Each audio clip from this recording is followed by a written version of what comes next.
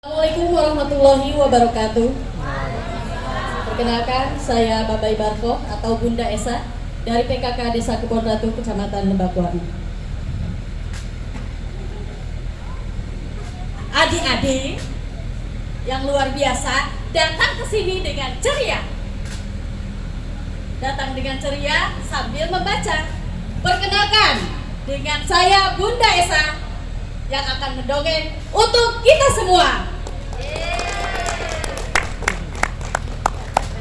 Siapa yang mau dengar dongeng bilang saya. Saya. Siapa yang mau dengar dongeng bilang saya. Saya. Siapa yang mau dengar? Siapa yang mau dengar? Siapa yang mau dengar bilang saya. Oke, adik-adik, Bunda Esa kali ini akan mendongeng tentang legenda Batu Kuwung. Tapi sebelum itu, biar adik-adik tambah semangat, Bunda Esa akan ajak adik-adik semua dengan kakak juri di sini untuk tepuk semangat. Ikutin Bunda Esa ya. Tepuk semangat. Dang dang dang. Ding ding ding. Dung dung dung. Dang dang dang. Ding ding ding. Dung dung dung. Sa. Aha aha. Ma. Aha aha. Ga. Aha aha. Semangat. Ikutin ya. Tepuk semangat. Dang dang dang, ding ding ding, dung dung dung, dang dang dang, ding ding ding, dung dung dung. Aha aha, ma, aha aha, ya, aha aha, semangat. Oke, adik-adik, kita mulai ceritanya ya. Bunda Esa akan memperkenalkan dongeng atau mengisahkan dongeng tentang legenda Batu Kuwung. Di suatu waktu di masa yang lampau, ada seorang kepala desa atau pemimpin yang sewenang-wenang terhadap rakyatnya. Cerita rakyat ini, legenda ini begitu populer di masanya, diceritakan secara turun-temurun hingga sampai saat ini. Seorang kepala desa yang sewenang-wenang terhadap rakyatnya begitu mudah mengumpulkan harta karena dia melakukan apa saja untuk mendapatkan kekayaan yang begitu banyak. Si kepala desa ini begitu terkenal dengan sifat arogannya, dengan sifat sombongnya, dengan sifat sewenang-wenangnya. Dia tidak segan-segan memeras keringat rakyatnya hanya demi untuk sebuah harta. Suatu ketika datanglah seorang kakek tua ke rumah si kepala desa. Ting nong, ting nong. Hai pengawal, bolehkah saya bertemu dengan Pak Kepala Desa sebentar saja? Tidak ada kepala desa di sini, hai pengemis tua. Bau, pucuk. Tidak ada kepala desa di sini, tidak ada makanan untukmu di sini. Saya hanya ingin bertemu sebentar saja. Saya ingin ketemu dengan Pak Kepala Desa. Ada yang harus saya sampaikan. Tidak ada pengemis. Tidak ada kepala desa di sini. Dia sedang istirahat. Dia sedang tidur pulas. Mendengar bising-bising suara berisik di depan rumahnya. Akhirnya kepala desa itu pun keluar dari rumahnya. Wah, hei pengawal, ada apa ini pagi-pagi di sini ribut-ribut di rumah saya? Ada apa? Itu Pak Kepala Desa. Ada kakek tua pengemis datang ke sini memaksa bertemu dengan Pak Kepala Desa. Usir saja dia, mengganggu waktu tidurku saja. Bila perlu, kau seret dia keluar dari rumah saya.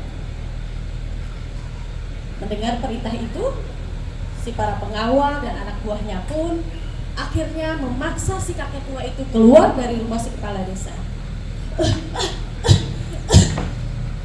Jangan pengawal, jangan kau paksa aku, jangan kau seret aku. Maka dari itu kakek tua, kamu pergi dari sini. Gak usah berlama-lama di sini, mengotori lingkungan sini aja, bau. Akhirnya si kakek tua itu pun tanpa pilihan lain, karena diseret dengan kasarnya oleh para pengawal dan anak buah si kepala desa, akhirnya pergi meninggalkan rumah si kepala desa. Akhirnya si kepala desa itu pun kembali ke dalam rumahnya. Keesokan harinya si kakek tua itu pun adik-adik datang kembali ke rumah si kepala desa. Ting nong, ting nong. Pengawal, sebentar saja saya mau bertemu dengan kepala desa. Lagi-lagi kamu, tidak ada kepala desa di sini. Pergi atau kami akan memaksa menyeret kembali keluar dari rumah ini. Mendengar berisik di pagi hari, akhirnya si kepala desa itu pun marah membuka pintu kembali. Bang! Hei pengawal, ada apa lagi dengan kakek tua itu? Datang lagi kemari. Ada apa dia? Lapor, Pak Kepala Desa. Si kakek tua ini ingin bertemu dengan engkau sebentar saja. Ada yang ingin dia sampaikan. Hah? Tidak ada urusan dengan orang miskin. Tidak ada urusan dengan pengemis. Tidak ada urusan dengan orang yang tidak penting. Dengan arogan dan sombongnya, si kepala desa itu pun terus mengucapkan kata-kata jeleknya sambil menyuruh si anak buahnya untuk mengusir si kakek itu. Tanpa pilihan lain, akhirnya si kakek tua pun pergi ke berlalu dengan dipaksa para pengawal dan anak buahnya. Tapi tidak disangka, tidak diduga, adik-adik, di hari ketiga si kakek tua ini datang dengan niat dan tekadnya, dengan visi dan misinya, ada yang harus disampaikan. Si kakek tua itu tetap berdiam diri di tempat walaupun dipaksa, digeser, diseret oleh para pengawal dan anak buah si kepala desa. Halo, pengawal, saya mau bertemu dengan kepala desa sebentar saja. Lagi-lagi kamu arek naon ka dieu, pengemis, mau ngapain? Tidak ada kepala desa di sini. Kepala desa pun dengan marah dan geramnya, akhirnya dia marah kembali dan menyuruh para ajudannya untuk mengusir si kakek tua. Sudah, ketiga kalinya dia ke sini, usir saja bila perlu, buat dia mati di sini. Hajar para pengawal, hajar para anak buah. Akhirnya para pengawal pun memukuli si kakek tua itu pun dengan tongkat. Dan tanpa diduga, para pengawal kesakitan, jatuh dengan sendirinya ke tanah. Melihat kesaktian itu, akhirnya si kepala desa pun merasa ketakutan dan dia kebingungan. Ada apa dengan keajaiban ini? Tiba-tiba para pengawal pun terjatuh, padahal si kakek tua tidak melakukan apa-apa sedikit pun. Akhirnya si kepala desa pun datang. Oke, apa yang kau perbuat dengan anak buahku sehingga mereka semua terjatuh tanpa kau apa-apakan? Hai kepala desa, kau pun akan merasakan apa yang harus kau rasakan, karena semua perbuatan akan ada imbalannya. Akhirnya si kepala desa itu pun merasa gusar, takut. Dia semalaman tidak bisa tidur memikirkan apa yang dikatakan oleh si kakek tua dan melihat para pengawalnya terjatuh dengan sendirinya tanpa diapa-apakan. Malam harinya si kepala desa itu pun tidak bisa tidur. Dasar kakek tua membuat pikiranku tidak enak saja. Pagi hari tibalah saatnya si kepala desa itu pun merasakan apa yang dikatakan oleh si kakek tua. Tanganku tidak bisa digerakkan, kakiku pun tidak bisa digerakkan. Pengawal, tolong pengawal, semua tidak bisa digerakkan. Akhirnya para pengawal pun datang ke kamar si kepala desa. Ada apa Pak Kepala Desa? Ini kaki dan tanganku tidak bisa digerakkan. Cepat cari tabib, semua undang tabib yang ada di sini datang untuk mengobati saya. Akhirnya puluhan tabib diundang ke rumah si kepala desa dan tidak ada satupun yang dapat menyembuhkan si kepala desa. Dan pada akhirnya si kepala desa itu pun ingat dengan si kakek tua yang ternyata dia berpikir sepertinya kakek tua itu yang dapat menyembuhkan saya.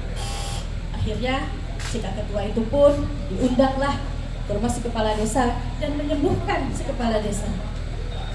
Tetapi ada syarat yang harus dipenuhi oleh si kepala desa. Apakah syarat itu?